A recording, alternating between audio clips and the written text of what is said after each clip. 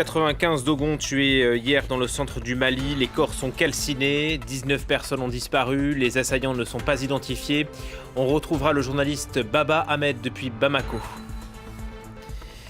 Paris rapatrie 12 enfants de djihadistes. Leurs parents étaient affiliés au groupe État islamique. Ils sont aujourd'hui orphelins et seront placés dans des centres d'accueil en France. Les informations et l'analyse de Virginie Hertz. Au Brésil, Lula a-t-il été victime d'une machination? Révélation d'un site américain, il dit détenir des preuves et accuse les juges anticorruption et notamment Sergio Moro, l'actuel ministre de la Justice. Les témoins parlent d'un village complètement rasé. Des hommes armés ont attaqué hier soir un village du centre du Mali, un village Dogon. 95 personnes sont mortes. Les autorités disent chercher de nouveaux corps. 19 personnes sont portées disparues à l'heure qu'il est. On retrouve Baba Ahmed. Bonjour. Merci d'être avec nous depuis Bamako. Vous êtes journaliste, correspondant de Jeune Afrique et de l'agence Associated Press au Mali. D'abord, quelles sont vos informations sur ce massacre ? Alors, les informations qu'on a, c'est une attaque qui ressemble beaucoup plus à celui qu'on a vu le 23 mars dernier dans un autre village d'Ogon qui s'appelle Ogosago. Donc, la violence avec laquelle l'attaque a eu lieu est identique et la rage. Donc, et les assaillants, ils n'ont pas fait de distinction entre les hommes, les femmes, les enfants et même les animaux du village ont été massacrés. Il pourrait s'agir d'une vengeance ? Très probablement parce que depuis l'attaque de Ogosago, bon nombre, en tout cas, des groupes armés Peul ont tous, en tout cas, émis des appels dans ce sens-là et on croit certainement qu'il s'agit d'une riposte à l'attaque de Ogosago qui a coûté la vie à 157 civils Peul. Qui sont ces Dogons, ces Peuls que l'on oppose souvent, ces deux ethnies qui coexistent au Mali? Alors, on a les Dogons qui sont des agriculteurs et de l'autre côté, on a des Peuls qui sont essentiellement des éleveurs. Ces deux communautés ont vécu des décennies et des décennies et des décennies ensemble. Parfois, il y a des petits problèmes entre l'agriculteur et l'éleveur parce que les animaux de l'un viennent brouter les prairies des autres, oui, cultive, n'est-ce pas? Voilà, et donc, mais c'était des petites tensions. À partir de 2015, on a vu cette nouvelle mouvance des groupes armés liés à Al-Qaïda qui investissent le centre du pays. Et c'est de là que toutes les vieilles querelles ont pris une autre ampleur, notamment les communautés Peul et les groupes, en tout cas, groupes armés liés à Al-Qaïda, qui pensent que les Dogons sont alliés à l'armée malienne, donc c'est eux qui donnent leurs informations à l'armée malienne. Et de l'autre côté, les Dogons pensent que la communauté Peul est liée aux groupes armés qui sont liés à Al-Qaïda. Donc c'est sur cette fond de tension que les deux communautés aujourd'hui arrivent à ce stade de violence, d'affrontement depuis le début de l'année. Ça a pris une autre tournure et c'est énorme parce que déjà depuis le début de l'année, on est dans les 400 morts, rien que dans les violences intercommunautaires et rien que dans les centres du pays et principalement entre les deux communautés. Ces violences, en tout cas, entre les Peuls et les Dogons se limitent pour l'instant au centre du pays. Où est l'armée malienne dans ces zones? Alors, l'armée malienne, elle est absente. Elle est tout simplement absente. On est dans un territoire qui est vaste. Donc, en fait, elle est dans la ville de Mopti. L'armée est dans la ville de Bandiaga, qui est la plus grande ville située à côté du village Sobon, le village qui a été attaqué aujourd'hui.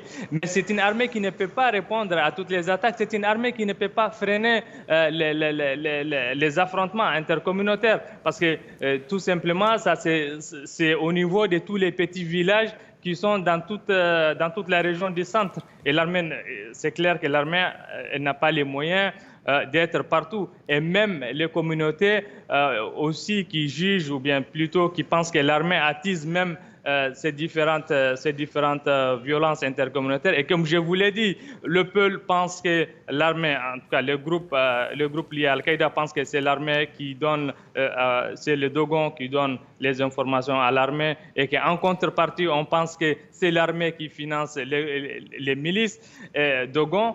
Et donc, c'est tout ça aussi. Donc, aujourd'hui, l'armée fait partie du problème aujourd'hui dans le centre du Mali. Une dernière question assez rapidement. Est-ce que les soldats français, eux, interviennent dans ces zones? Alors, les soldats français, ils sont dans le Gourma, donc c'est encore un peu plus au nord de cette région-là, mais elles sont tout près. Et c'est très difficile de savoir quel est le rôle exact que l'armée française joue dans les centres du pays. Merci infiniment, Baba Ahmed, pour vos explications précieuses pour comprendre ces informations terribles. 95 morts donc hier dans le centre du Mali, dans ce village d'Ogon. Je rappelle que vous êtes correspondant de Jeune Afrique et d'Associated Press au Mali. Merci à vous. Et puis non loin de là, de l'autre côté de la frontière, avec le Burkina Faso, une autre attaque a endeuillé la commune d'Arbinda. Hier également, un groupe a ouvert le feu sur les habitants de la région. 19 corps ont été retrouvés. Une réunion de crise est en cours ce lundi. La région est habituée à ce genre d'attaque. En bref, la bataille pour le pouvoir s'intensifie au Soudan. Il y a une semaine, l'armée intervenait contre les civils. Elle délogeait les contestataires par la force. Depuis, les manifestants ont changé de stratégie. Ils optent pour la désobéissance civile. Deuxième journée ce lundi. Visiblement, d'après Bastien Renouille, le mouvement est très suivi. Les commerces sont fermés et Khartoum ressemble à une ville fantôme. La France rapatrie 12 de ses ressortissants, 12 orphelins. Leurs parents étaient des djihadistes. Ces enfants ont été pris en charge dimanche. Ils sont arrivés ce matin à Villacoublay. Voici l'image. Virginie Hertz, vous nous avez rejoint. Bonjour. Bonjour. Que sait-on sur ces enfants et sur le rapatriement? Alors, ils sont 12 enfants, 10 orphelins. 2 seraient le fils et la fille de Yassine Sakam, qui a été condamné à mort en Irak la semaine dernière. Ils étaient dans des camps du nord-est de la Syrie, gérés par les Kurdes. Les Kurdes qui, vous savez, ont combattu l'organisation d'État islamique jusqu'à ces derniers retranchements et ont officiellement déclaré la fin de l'État islamique fin mars. Mais ce sont et les autorités kurdes réclament le rapatriement des femmes et des enfants depuis maintenant plusieurs mois, depuis au moins 3 mois. Effectivement, la gestion des camps est compliquée.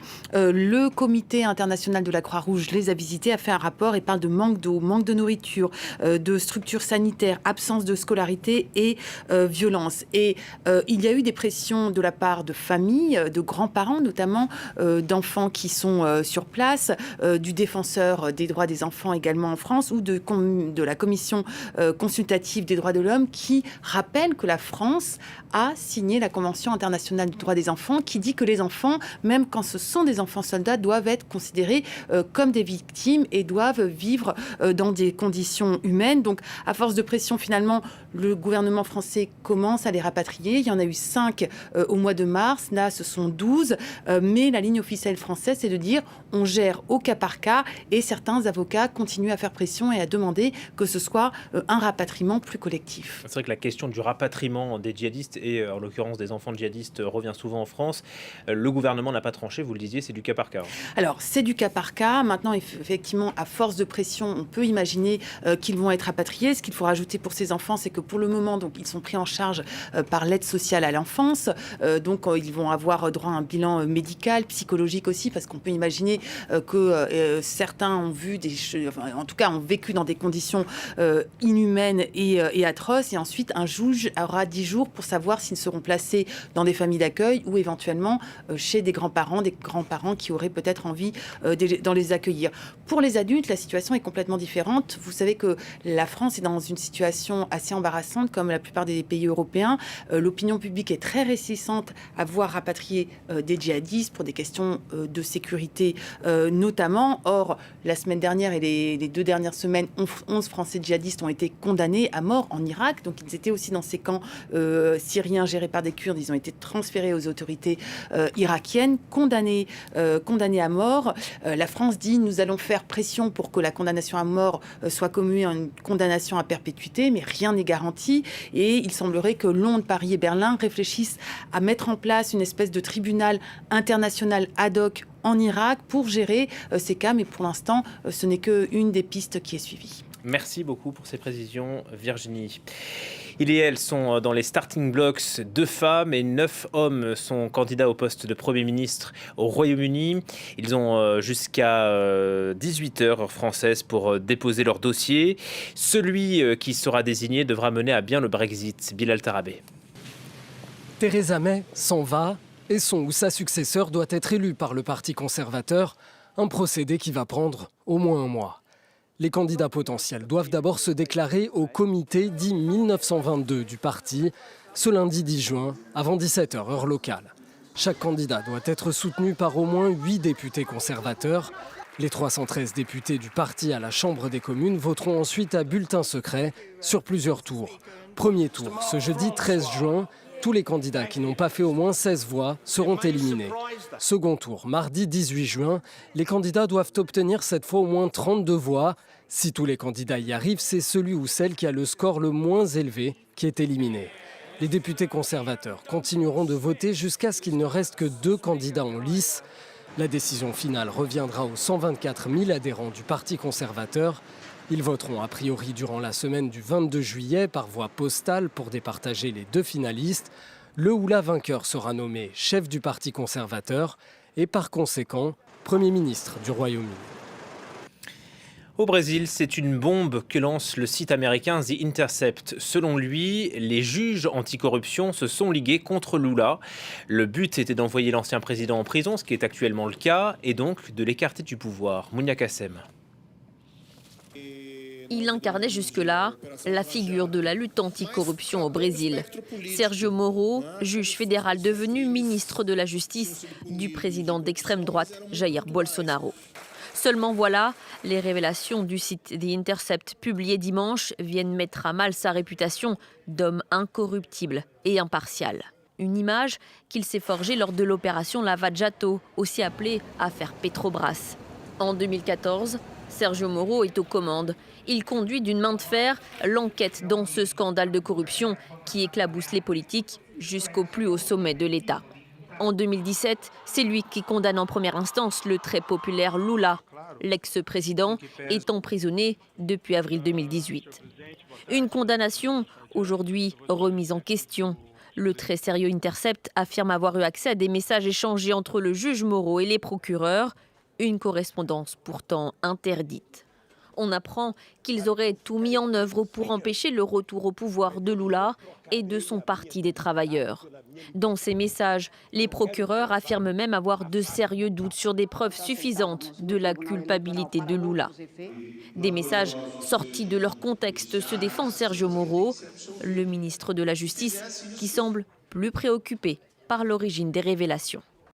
Je déplore la non-identification de la source responsable du piratage criminel des portables des procureurs et le fait que le site ne soit pas entré en contact avec moi avant la publication, ce qui est contraire aux règles de base du journalisme. Lula, qui n'a eu de cesse de clamer son innocence, s'est fendu d'un tweet sur les réseaux sociaux. La justice prévaudra. Sa fidèle alliée et ancienne présidente Dilma Rousseff réclame d'ores et déjà la libération immédiate de Lula. Quant à Glenn Greenwald, cofondateur du site The Intercept, il promet de prochaines révélations explosives sur les responsables politiques brésiliens. Voilà pour l'essentiel, on se retrouve dans un quart d'heure, à tout à l'heure.